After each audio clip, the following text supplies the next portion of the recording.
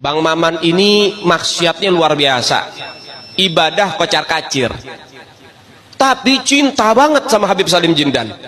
Sampai-sampai beliau itu kalau dia jualan ubi rebus, kacang rebus tengah malam tuh pakai gerobak, jualan dia, mangkal, jualan makanan-makanan. Tuh kadang-kadang Habib Salim Jindan hampir setiap malam ngegodain dia, datang, "Man, lo dagang?" "Iya beb." "Bungkus semuanya man, bawa ke rumah." "Iya beb." Dibungkus semuanya, nggak komplit, hampir setiap malam. Jadi baru buka, nggak jadi buka, tutup lagi. Orang habis diborong sama Habib Salim, diminta. Itu hampir setiap malam. Hingga akhirnya apa yang terjadi? Gak lama Maman meninggal. Habib Salim Jindan dikabarin sama muridnya, "Beb, Maman meninggal." "Innalillahi." "Sian tuh, orang baik," kata Habib Salim. "Sekarang lagi diapain jenazahnya?" "Lagi pengen dibungkus beb." "Ya udah, nanti kalau pengen dibungkus mukanya jangan ditutup dulu, tungguin gue datang." Kenapa? Ini bahasa Betawi nih. Datang Habib Salim Jindan, ngeliatin tuh jenazah tuh, pengen dibungkus, pengen ditutup kain kafannya. Beliau ambil kertas kecil, kotak, kertas kotak kecil, beliau tulis, ada yang ditulis sama beliau, ditaruh di bawah kepalanya si jenazah. Deh, tutup. Sebelum ditutup, habis beliau tulis, ditaruh tuh kertas, beliau bilang, "Man, gue tahu lo ibadahnya berantakan, tapi lo cinta sama dzurriyyat Nabi Muhammad, ikhlas dari dalam hati. Nanti kalau malaikat munkar nakir datang nanya pertanyaan kubur, jangan lo jawab man, lo kasih surat dari gue, lo masuk surga tanpa hisab." Si Abah tadi mengatakan, tolong kepada muridnya, ambil itu tongkat daripada Prabu Siliwangi di Gunung Gede. Kemudian itu tongkat diambil, ya, diambil, serahkan kepada Syekh ini sebagai cucu daripada Sayyidina Ali, dan kita semua harus ngaji kepada keluarga Sayyidina Ali kalau kita mau mendapatkan ilmu yang benar-benar daripada Kanjeng Rasul sallallahu alaihi wasallam.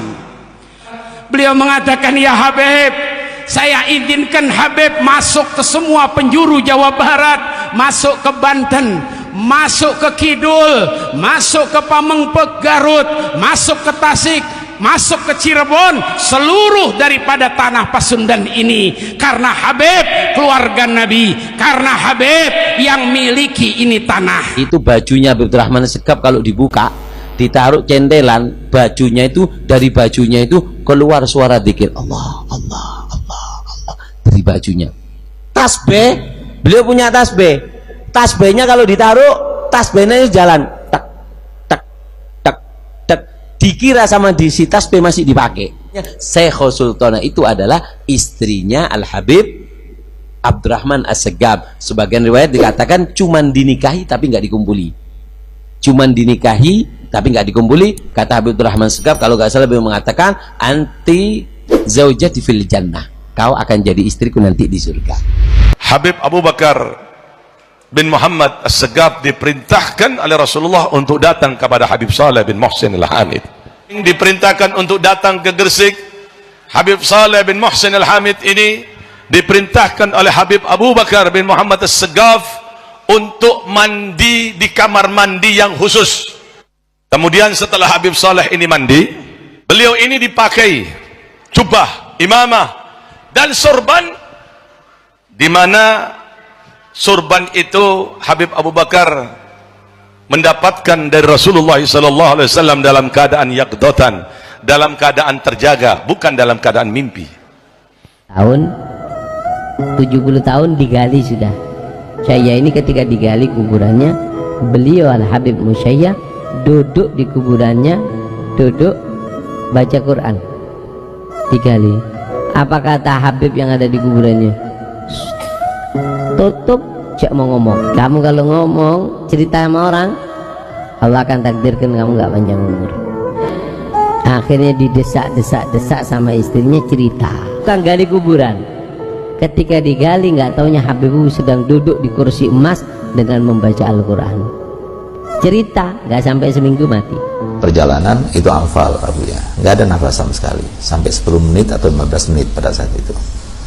Abu ya siuman. Ketika siuman itu kembali lagi tanya kepada Habib Ali sama Mukarramah, dengar sesuatu tadi ya? Nah, katanya Mukarramah, enggak, iya. Apa ini dengarnya? Zikir yang biasa kalian baca itu. Anda dengar gitu? Iya, tadi Rasulullah hadir katanya. Sama Habibullah Haddad, sama Aulia banyak. Kemudian dia mau membawa aku ikut serta bersama mereka.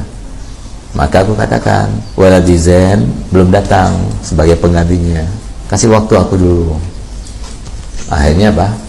Diiyakan oleh Nabi SAW. Sehingga beliau katakan kepada kami, itu 97 ya, 99 beliau meninggal. Abi ini hidup dengan umurnya orang. Selalu beliau katakan begitu. Ya mungkin ada yang menghibahkan dan sebagainya. Pada saat Habib Saleh ini haji, istri Habib Saleh menerima tawaran untuk rumah Habib Saleh supaya dibangun. Habib Saleh begitu datang dari haji, dilihat rumah ini sudah berubah, persis ini tempat tidak berubah. Habib Saleh bangga melihat, Masya Allah. Ditanya, loh ini kok lain Habib? Pertama antum tidak senang, kok sekarang ini lain Habib? Kata Habib Saleh, iya, aku di Mekah diberi kabar oleh Rasulullah, ya Saleh, rumahmu dibangun. Aku senang, karena Rasulullah senang, maka aku pun senang. Naik perahu, nyampe tengah laut, ombak keras. Ombak. Ketika ombak keras, orang alim mengatakan, uskun, jangan ada ombak, diem. Langsung lautnya itu nggak lagi ombak. Tenang. Sampai ada ikan kecil. Ikan kecil ngomong sama Imam Ibnu Arabi, hebat kamu Imam, cuman teriak seperti itu, ini ombak langsung diem. Habib Saleh menetap di Lumajang dan pindah ke Tanggul. Semua itu atas perintah dari Rasulullah Sallallahu Alaihi Wasallam. Karena Habib Saleh ini tidak bergerak apapun kecuali perintah dari Rasulullah. Sampai-sampai rumah ini dulu yang saya pernah baca di biografi Habib Saleh, terbuat dari bambu, tidak mau dibangun. Kata Habib Saleh, Rasulullah ini setiap hari datang kepadaku. Yang aku takutkan rumahku bagus, Rasulullah tidak datang lagi. Ikan ini mengatakan bahwasanya kamu mengatakan lautan dari ilmu. Saya mau tanya, bagaimana hukumnya seorang lelaki kalau jalan di tengah jalan, di situ dia ini musikha. Musikha itu dirubah dari satu bentuk ke bentuk yang lain. Ada orang jalan kepleset, mungkin ketepaan kena tongkat ajaib, yang satu jadi batu akik, yang satu jadi juko, jadi ikan. Yang anak mau tanya, ya, ente mau tanya apa? Najis enggak? Bukan. Anak mau tanya, hukumnya istrinya yang di rumah itu ya apa? Apa dia ini iddah atau ya apa, ya apa? Hukumnya ya apa? Bingung Imam Ibnu Arabi. Gak ono nang kitab ini. Kalimat Sayyidina Syekh Abu Bakar bin Salim ketika mulai beliau ada malaikat pencatat amal kejelekan diliburkan oleh Allah Subhanahu wa taala. Niki Habib Ahmad dugi bandara, pesawat niku mun ngeten. Sret. Ahmad As-Segaf ora wali, pesawate rak balik. Subhanallah Pak, saksi nih kathah Pak. Pesawat niku mundur Pak. Pesawate subhanallah mundur malih. Pilotnya niku bingung. Sedaya niku sing bagian radar, bagian teng pundi niku lah ora mboten paham. Niku do bingung Pak. Abu Bakar itu waktu masuk Aden ditantang. Kalau engkau benar orang soleh wali mau masuk sini, turunin hujan susu dulu.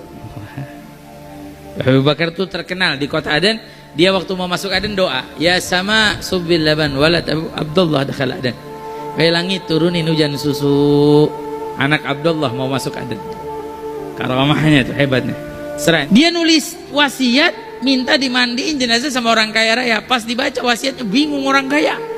Ini orang kaya kagak ngaji, kagak apa, gimana mandiin jenazah? Tanya-tanya, teliti-teliti. Abu Bakar punya urusan apa waktu dipersiapkan jenazahnya? Abu Bakar punya hutang sama satu orang. Berapa? 50.000. Oh, saya baru tahu, kata dia. Jadi makna dari wasiat Abu Bakar mandiin jenazah bukan mandiin jenazah secara nampak, tapi mandiin jenazah, mandiin utangnya, bayarin. Muhammad Mauladawi mengatakan, wahai anak-anakku, aku kepingin tahu sudah nyampe mana kamu itu. Coba ayo, coba terbang satu-satu. Disuruh terbang satu-satu. Terbang satu-satu. Bagus. Tinggal yang paling kecil kalau nggak salah lah Habib Abdurrahman Segaf. Dir ya Abdurrahman, terbang. Gal marhaba. Takut anu bang. Terbang ditembus sampai atap rumahnya ditembus jebol dus. Kemudian kata Habib Muhammad Mauladawi ngerusak gitu. Turun. Tapi ya nggak ngomong rusak, nggak tambahan dari saya. Dus ditembus, kemudian turun cukup yuk, ngerusak atap kamu ini. Kemudian kata Habib Abdurrahman Segaf, demi Allah kalau aku nggak dipanggil sama abahku, langit itu aku tembus. Dulu ada seseorang masuk ke kota Tarim, wali masuk ke kota Tarim, yang wali, subhanallah, Allah berikan keagungan daripada karomah mereka sampai memberhentikan matahari. Matahari itu dibuat berhenti agak lama asarnya. Kemudian ada perempuan kota Tarim keluar dari jendela yang mengatakan, gal ya fulan fakka syams, lepaskan itu yang namanya mataharinya, kita lagi puasa ahli Tarim, nanti kelamaan ini puasanya, lepaskan. Subhanallah, ini wali langsung tahu dilepaskan sehingga subhanallah.